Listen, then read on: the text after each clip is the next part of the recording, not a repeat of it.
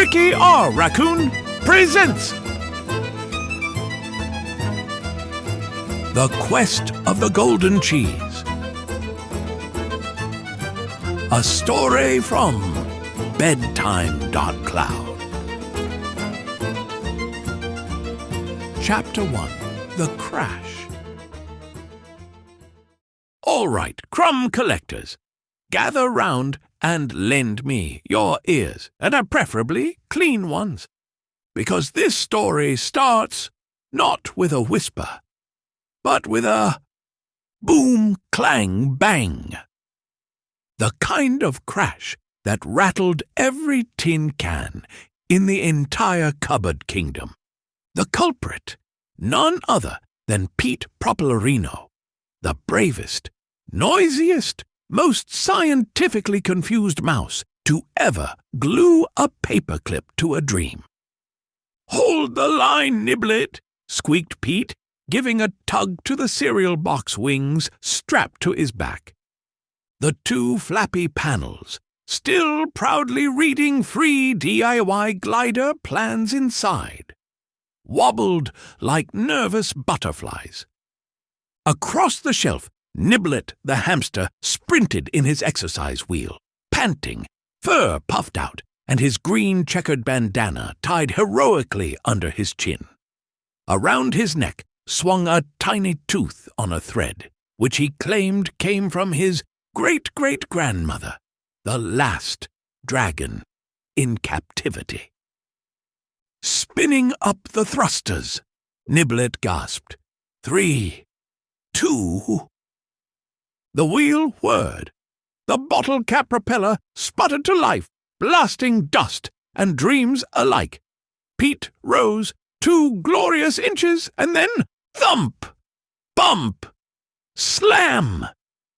He crashed straight into an empty cereal box. From inside came his muffled voice.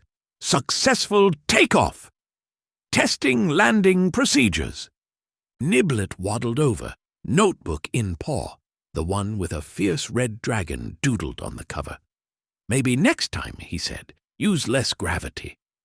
Lady Crumble adjusted her acorn shell glasses and sighed. "Pete, you can't invent your way out of gravity." He poked his head out. A bent cardboard wing stuck to his tail. "Progress requires persistence." Lady M. de Crumblay.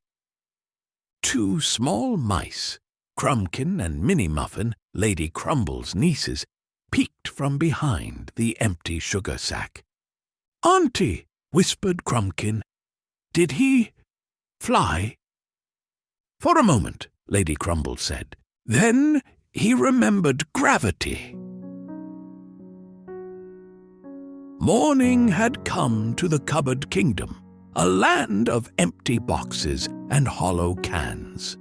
Outside the cupboard, the kitchen wind moaned cold. Winter was coming fast, and the pantry was nearly bare.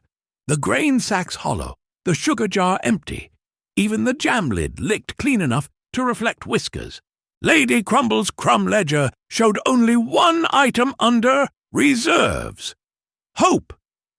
That's when a tiny tap, tap, tap rattled the bottle cap door. An ant courier stumbled in, wearing a popcorn kernel as a backpack and looking like she'd run a marathon through molasses. "Urgent delivery from the Pantry Network," she announced. "Payment first." Lady Crumble sighed. "We're a bit crumb light at the moment." The ant crossed her 6 arms, sort of. "No crumbs? Then trade.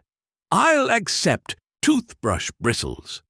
We ants need scaffolding, and you mice always have those. Toothbrush bristles, worthless to mice, gold to ants for tunnel scaffolding." "Deal," said Pete without hesitation. He rummaged in a drawer and came back holding 3 bright bristles, slightly chewed. The ant grinned. "Excellent! Now the message. A treasure has been sighted. The golden cheese. Location: top of Fridge Mountain. But beware, the humans return after sunset.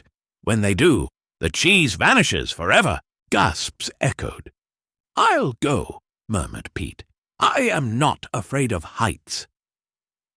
The top of the fridge, squeaked Lady Crumble. That's like Mount Everest, but more slippery. Impossible to climb. Nibblet gulped. And Grumpy is up there. Grumpy the cat, the legend. The reason even brave mice said goodbye to their tails before crossing open ground.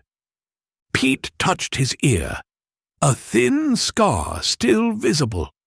I know, he murmured, but this time I'll make it. For us, for the colony, for a better rolled. Mostly for dinner, Nibblet added. Lady Crumble's whiskers twitched. And who's going with you? I will, piped Nibblet, striking a heroic pose that made his belly wobble. I'm fit, fierce, part dragon. I can believe the half-dragon part, but fit? Lady Crumble said with a smile. Dozing all the time in the teacup? It's my rowing fitness apparatus, said Nibblet indignantly. And just last night you dream-talked of eating 3 chocolate cookies.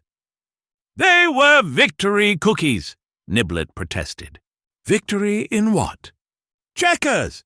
Against whom? Myself. She blinked. So why 3 cookies?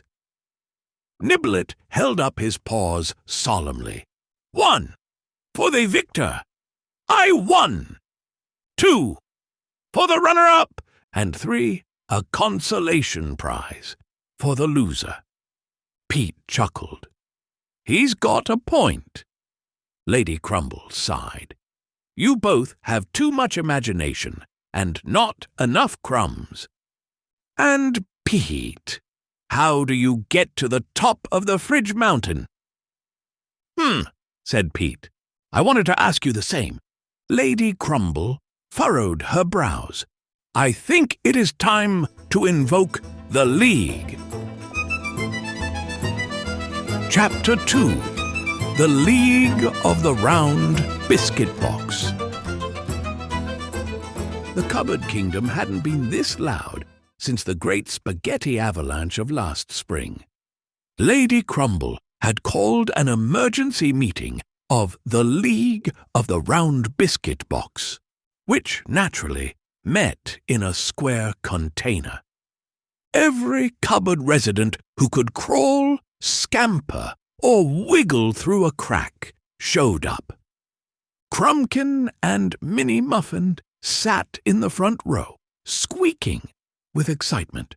On the wobbly table sat the agenda, neatly scratched into a strip of cardboard. 1. How to reach the top of the fridge. 2. How not to get eaten by Grumpy the cat. 3. Optional. Invent lunch. She tapped a bottle cap like a gavel. Meeting called to order. Pete, dear, why risk all 9 lives you don't have? Pete Propelerino stood tall on a spool. For the golden cheese. A treasure beyond flavor. It could feed the colony for 2 weeks, maybe 3, if we nibble politely. A chorus of gasps followed. Even the dust bunnies trembled. You'll need engineering, sniffed the old mouse dust whisker, whom everyone called Professor Emeritus. A crumb-powered elevator. Simple physics. You pull, you rise. You eat, you fall. Nibblet scribbled something in his notebook. Sounds efficient, except for the falling part. A silky voice drifted from above. Webster the spider dangled down, thread shimmering. I could weave you a rope, perhaps. Strong enough for a mouse, assuming the mouse doesn't panic mid-climb. Perfect! perfect," said Nibblet. "I never panic. I just scream proactively." Just then, Mopfeather the Sparrow poked his head through a crack in the cupboard door. "I heard fridge and thought I'd drop in," he chirped. "Terrible air currents over there. Fridge thermals, they call it. Updrafts, downdrafts, cat drafts." Pete sighed. "Thanks, Mopfeather. Any good news?" "Oh, yes, the sky is still up there." He fluttered off. From behind the jar lids came old Shellsworth, the snail, dragging his clock gear shell. "The journey to the fridge," he began slowly, "is not a race, but a meditation." By journey, Nibblet was asleep on his notebook. The council erupted into overlapping chatter, spoons, catapults, parachutes, and one suggestion involving bubble wrap and divine luck.